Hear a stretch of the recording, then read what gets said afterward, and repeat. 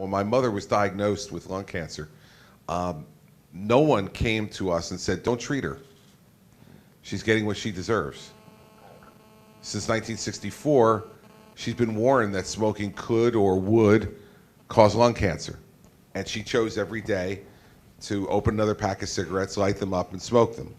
And so really, she's getting what she deserves. No one said that to us. In fact, the reaction, as many of you I'm sure have experienced yourselves with members of your family or friends, was the exact opposite. People suggesting the best hospitals and doctors for her to go to, sharing their own stories to try to be compassionate to her, to give her hope.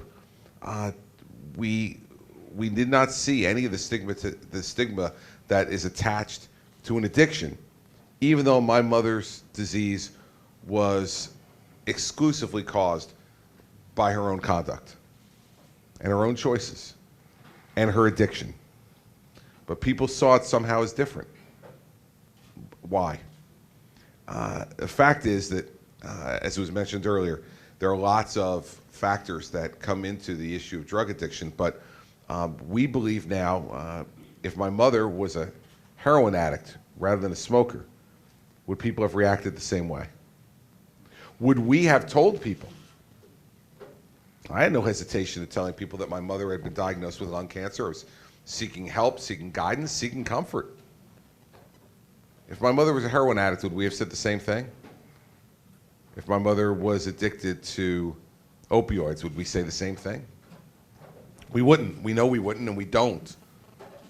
And what's that cause? It causes us not only to have a lack of candor and honesty, which leads to an even greater lack of openness, but also it leads to the person suffering from the disease being unwilling to admit it, to discuss it, to seek treatment, and to deal with the issue.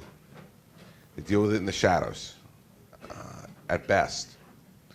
And so the stigma issue has to be fixed, and I think only can be fixed by forums like this and people in public life, in all aspects of public life, not just political leadership, talking about the issue. Extraordinarily important, and giving permission to people who are suffering from this disease to admit it and to seek help, and for us not to continue to make the moral judgments that we've been making.